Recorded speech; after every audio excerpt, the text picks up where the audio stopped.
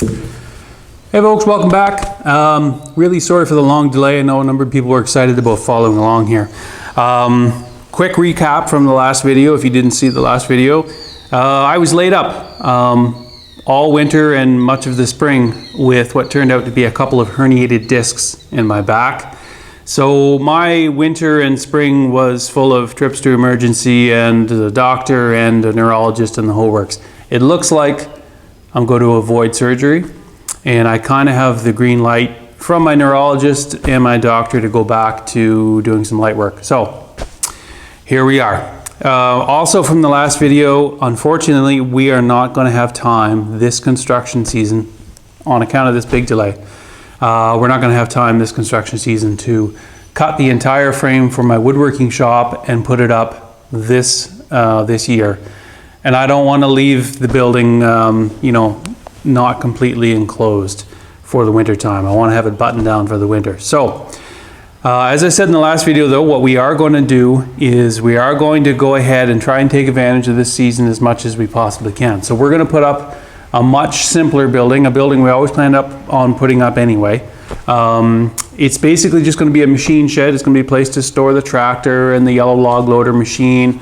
It's an overflow place for timber framing as well. Just a general shed for miscellaneous purposes. It's a much simpler building. It's not even going to be insulated. Much of it won't even have a floor in it. So I think it's a more realistic goal for the remaining construction season. But you will notice I am still sitting on the old tie beams from the woodworking shop.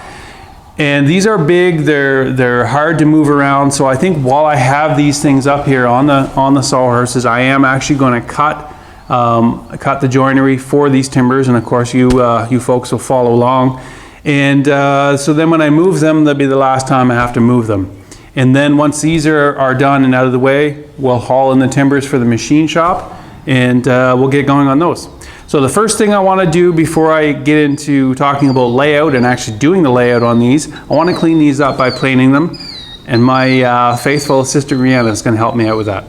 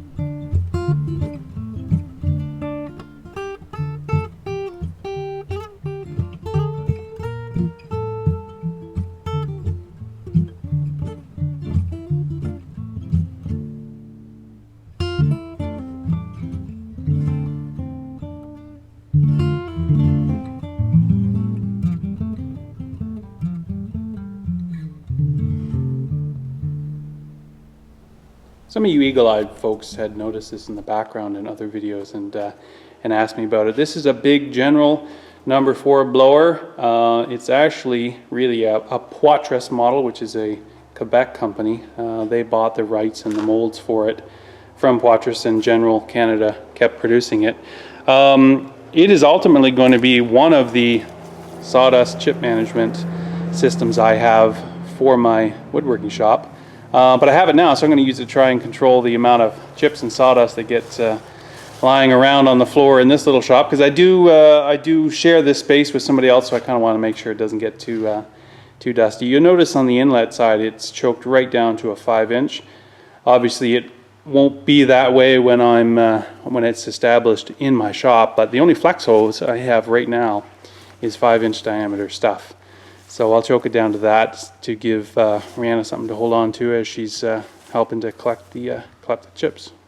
Okay, faithful assistant Rihanna, are you ready?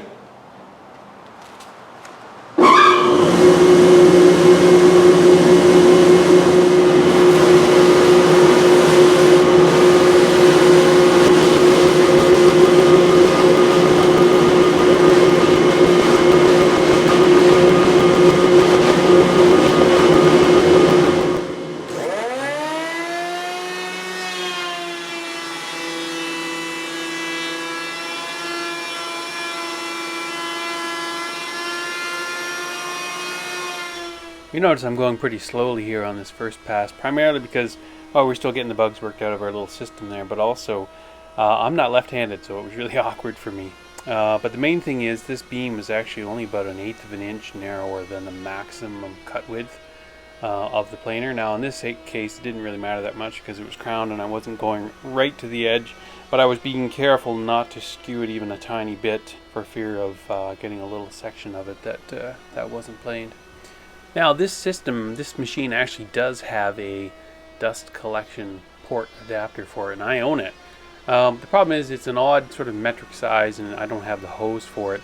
But also, you know, this is 25-foot long beams, and you end up you know, not only pushing the planer, which is quite heavy, and there's a bit of resistance to pushing it as well, but then you have to drag, you know, X number of feet of hose along with you, and it would have been pretty awkward. Now what I may do when I get set up, I may end up rigging up kind of an overhead system like I have for my random orbit sanders in the woodworking shop, just to kind of help guide the hose along with me without needing to have somebody else there. But in the interim, my lovely sister Rihanna is doing a great job.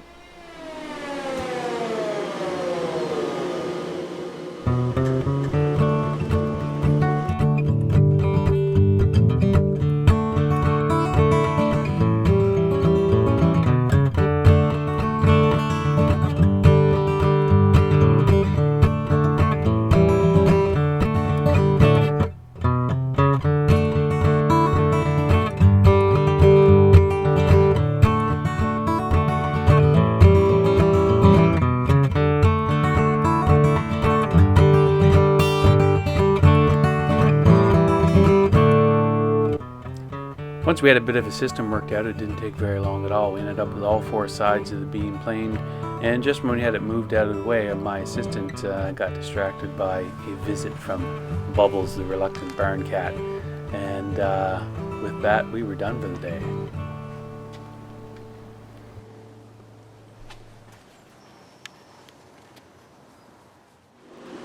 Next day was actually very smooth and uneventful, and we got through the last 2 tie beams no problem at all. Here we are doing the very last pass on the last tie beam, followed of course by a little bit of cleanup from a few things that we missed. Our extraction hose there wasn't quite long enough to reach the machine at the very end of the last beam, so we ended up with a bit of stuff on the floor to clean up. Well folks, I don't know how well it shows up on the camera, but these things, they look a lot different than they did before. My wife my faithful assistant Rihanna, probably spent 4 hours up here with me, you know, helping me roll these things around, move them, slide them, and shift them, as well as clean up all the shavings and whatnot. And yeah, well worth it. They look a lot better, and they're going to be a lot easier to work on from here on out. Well folks, obviously I should have bought a lottery ticket at the beginning of this project, because it's a 4-bent building, which means I needed 4 of these large 8x12, 25-foot long tie beams. And on the woodlot I was working on, there were only 4 trees that had any potential of providing these beams. So I cut them, and they didn't have any obvious flaws once I examined them when they were on the ground. So I put them in the pile. We milled the 8x12s out of them. They looked fine. Nothing terrible happened to them during the seasoning process. And now that I've cleaned them up, it looks like we'll be able to use them. There are, in any building, of course, there are usually 2 outside bents. And those are kind of an opportunity to hide, say, something that looks a little unsightly on the outside of the building where it'll never get seen. And of these 4 beams, I have 2 that have, only 2 that have kind of an ugly side to them. So anyway, they aren't perfect, but they'll do just fine. And yeah, I feel pretty fortunate. So what I want to do is scrutinize these a little bit, walk through them with you, and I'll show you some of the good things and some of the problems. Okay, so what was I looking for when I was giving these timbers their final scrutiny? Well, first and foremost, the most important thing is you need to make sure that these timbers can perform their structural role in the frame. Structural, of course, is very important because it pertains to safety. Obviously, if a timber isn't up to the task, there could be serious structural repercussions. on a on a windy day with 4 feet of snow on the roof. So that's priority one. But of course, this is an opportunity to take a look at aesthetics too, just to make sure that you're positioning the timbers in the frame in the right way, such that you can hide any purely aesthetic issues.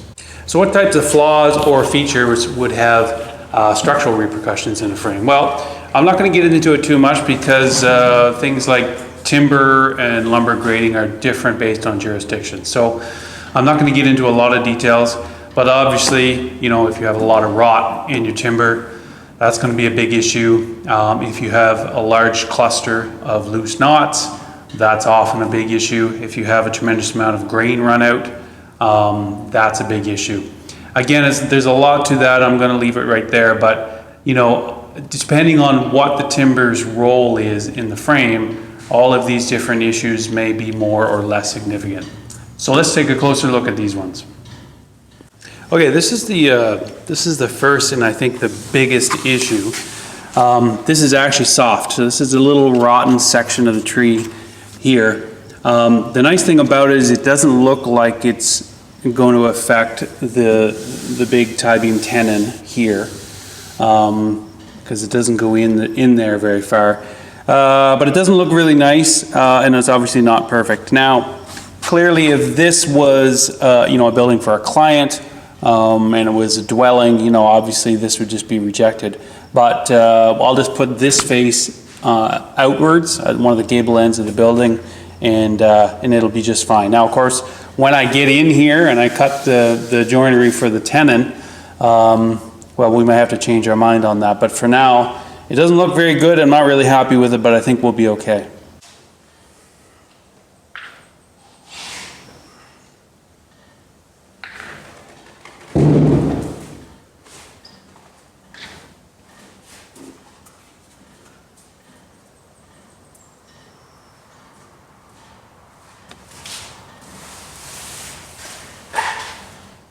So further along this same timber, we see a few other issues. It ended up being really crowned, and of course that meant the big wide planer didn't get it all. There's a defect there from handling. It's probably due to a miscalculation by yours truly. There's a chainsaw mark there. If anybody's curious about how we milled 25-foot timbers on a mill with a 22-foot capacity, let me know, and I've got a bunch of still images from that I can use to explain it all. But that's a product of dealing with that. So there's some surface checking on this face as well, and but for the most part, it's fairly knotty. But for the most part, it looks just fine. So I think this will be okay on the outside. Okay, so now what we're looking at is what will be the bottom and the visual surface of the timber. And as you can tell, it looks actually very good. You get down here further, you get into more hardwood, and you also get into some more knots. But the knots are actually quite tight, so I'm not worried about these ones at all. This is the next timber along. Of course, there's a bit of an ugly end on it, but that's fine. We can tidy that up. Visually, it's not too bad. It's really nothing to write home about. But it's just fine. There's another amateur handling mark there, unfortunately. But down here, I just wanted to explain, we see a sequence there of dark spots. Those are unplaned spots. And the reason you get those, you probably saw them in the high-speed section of the video where we're planing them all. That is primarily because the bandsaw blade will wander a little bit as it goes on or around or near knots. And you can get rid of some of that with better blade tensioning and sharpening in different blade selections, but you never really get rid of all of it. The other side of this beam has a little bit of an arch to it, so there's a section that's not planed at all, but I think what I'll do is I'll just leave that for now and then plane the rest of it down when we're done. So this is the other interior timber. Of course, it'll be visible from all sides except the top. We are looking at the bottom now, and this is actually the nicest bottom face, I think, of all the timbers. And you can see some of the dipsy doodles on account of the knots and whatnot, but generally it looks pretty good. And this is the last one. This is the other one I've tentatively slated for the outside bent, the other outside bent. It actually looks quite good on this face, and the bottom is pretty good except for a couple other amateur handling marks. Down at that end there's a really big knot that's actually a little bit open. There's some inconsistencies in the milling as well. But generally it looks pretty good. I'll show you the other side here in a minute. But this end, there's a fair amount of wane on one end that I don't really like. So what I'll try to do, I think, and if everything else works out, I'll put that towards the outside of the building as well so you don't see it. All right, this is the top of that same timber, and I'll show you really what I don't like. This isn't as bad as the other flaw in the outside timber, but it's pretty ugly. That's a big, ugly, no longer sound knot. And it doesn't show itself too badly on the outer face, but it's ugly enough that, you know, this would normally be rejected, I think. And up here, there's a knot there that's quite open. And a few other knots up there right on the edge. So this timber isn't really a great timber, but you know, it'll be just fine for my little workshop. I don't think I would put it in a client's home or anything like that, but it'll be just fine for what I will be using it for. Okay, so overall, I'm very happy. I'll be able to make these timbers work for me just fine. In the next video, what we're going to do is I'm going to talk a little bit about my approach to shop notes and shop diagrams that I use to guide layout, and then we're going to get into scrutinizing these timbers a little bit further with respect to actually where the joints are going to happen on the timbers. And then we'll get into a little bit of discussion on layout, and we'll start to lay these timbers out.